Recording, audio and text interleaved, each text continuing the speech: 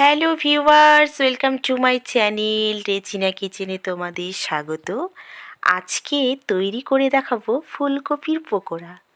তার জন্য আমি একটা সুন্দর ফুলকপি নিয়েছি। বাজারে খুব সস্তায় এখন ফুলকপি পাওয়া যাচ্ছে, খুব সস্তায় এখন সবজিও পাওয়া যায়, সব রকমের সবজিও পাওয়া যায়। আমি ফুলকপিটাকে কেটে নিচ্ছি। এই ফুলকপির কিন্তু কোনো রকম সাইজ করতে হবে না, আপনারা ইচ্ছে মতো সাইজ করে নিতে পারবেন। ছোট বড় মোটা সরু তাতে কোনো প্রবলেম নেই, কেননা এটাকে আমি ভাপিয়ে নিব। পরের উপকরণগুলো বলে দিচ্ছি আমি কি কি নিয়েছি। দুটো পেঁয়াজ আমি কুচি কুচি করে কেটে নিয়েছি। 7-8টা কাঁচা লঙ্কা আমি কুচি করে কেটে নিয়েছি। ঝালটা অবশ্যই আপনাদের ইচ্ছে মতো আপনারা দেবেন। আমি এখানে একটা রসুন থেতো করে নিয়েছি। আর এখানে যেটা মশলা নিয়েছি সেটা হচ্ছে জিরে আর পাঁচফোড়ন আমি থেতো করে নিয়েছি। এই মশলাটা পকোড়াতে দিলে ভীষণ খেতে ভালো লাগে। এবারে আমি ফুলকপিটা ধুয়ে নেব। আমি খুব ছোট ছোট করে কেটে নিয়েছি যাতে ভাপানোটা খুব তাড়াতাড়ি হয় আর একটু সেদ্ধ সেদ্ধ ভাব হয়ে আসে, সেই জন্য আমি সাইজগুলো ছোট করে নিয়েছি। কিন্তু ফুলকপির কোনো রকমই সাইজের কোনো প্রয়োজন নেই। আমি ভালোভাবে ফুলকপিটা ধুয়ে নিয়েছি। এবার এটাকে ভাপাতে দেব। ভাপানোর সময় অবশ্যই একটু সময় নিয়ে ভাপাতে হবে যাতে একটু আধা সেদ্ধ হয়। সেই জন্য আমি একটা গামলার মধ্যে জল দিয়ে দিলাম। আমি গ্যাস ওভেনে বসিয়ে দিয়েছি। জলটা কিছুক্ষণ গরমের পর আমি ফুলকপিটা দিয়ে দিচ্ছি। ফুলকপিতে ম্যাক্সিমাম মেডিসিন দেওয়া থাকে, ফুলকপিতে যাতে পোকা কোনো ভিতরে না থাকে সেটা বেরিয়ে আসে, সেই জন্যে কিন্তু ভাপিয়ে নিতে হয়।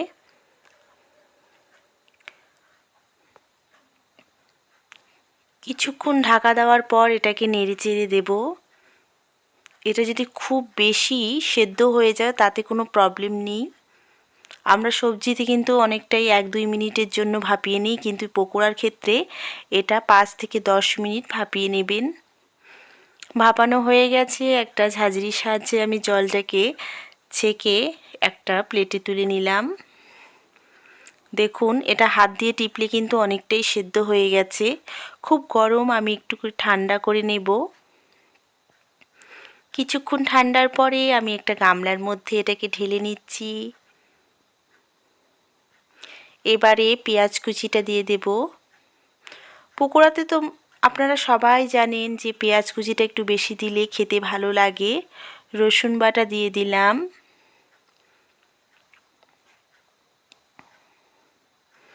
এবারে বেসন দিয়ে দেব।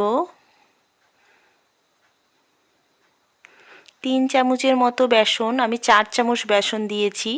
বেসনটা একটু বেশি পরিমাণেই লাগবে, কেননা ফুলকপিটা ধরতে বেসনের পরিমাণটা বেশি দিতে হয়।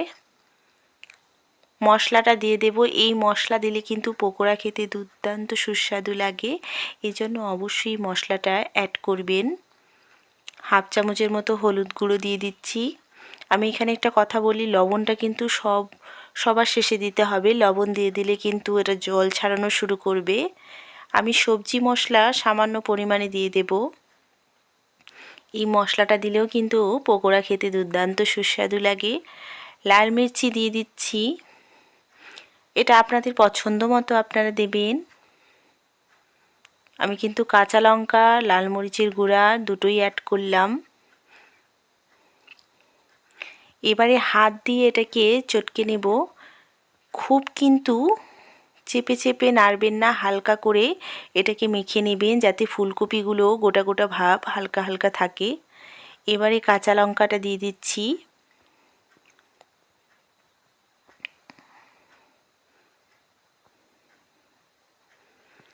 লবণটা আমি সব শেষে দিয়ে দিলাম পরিমাণ মতো।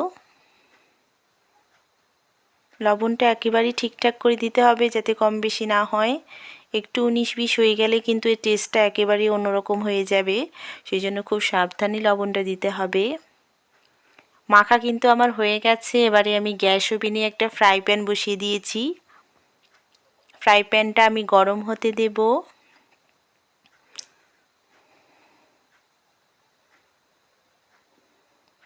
এই পকোড়া কিন্তু অবশ্যই আমি রিফাইন তেল দিয়ে ভাজবো। এই রিফাইন তেল দিয়ে ভাজলে কিন্তু কোনো রকম খেলে ক্ষতি হবে না, এই জন্য অবশ্যই রিফাইন তেল ইউজ করবেন। এবারে আমি একটা একটা করে তেলের মধ্যে ছেড়ে দিচ্ছি। এখানে আমি একটা কথা বলে নিচ্ছি, তেলটা কিন্তু খুব গরম হতে দেবেন না। খুব গরম হয়ে গেলে কিন্তু দিতে দিতেই পকোড়াগুলো একেবারে পুড়ে যাবে।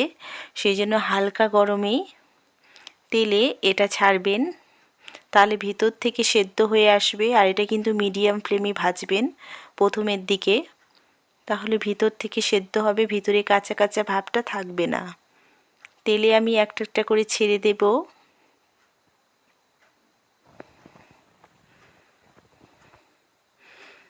দেখুন আমি অনেকগুলোই ছেড়েছি, এবারে আমি এটাকে উল্টে পাল্টে দেব।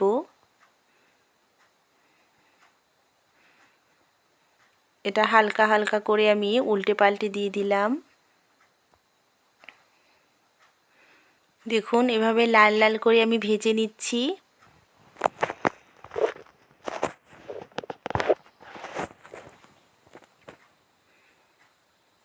ভাজা আমার হয়ে গেছে, আমি একটা ঝাঁঝরির সাহায্যে এটাকে তেল ঝরিয়ে তুলে নেব। দেখুন দেখতে যেমন সুন্দর লাগছে, খেতেও কিন্তু দুর্দান্ত সুস্বাদু লাগবে। আমি পকোড়াগুলো তুলে নিচ্ছি।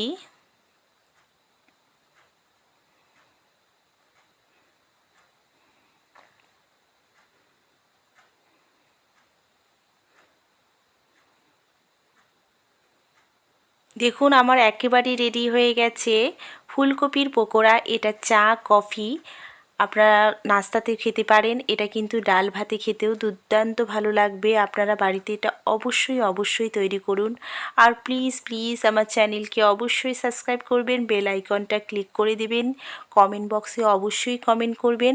আমি কিন্তু সবার কমেন্ট পড়ি, আমার কমেন্টগুলো খুব ভালো লাগে। তোমরা অবশ্যই কমেন্ট করো রেসিপিটি কেমন হয়েছে। আর আমার ভিডিওগুলো সবার সঙ্গে শেয়ার করো। ভিডিও দেখার জন্য তোমাদেরকে অনেক ধন্যবাদ।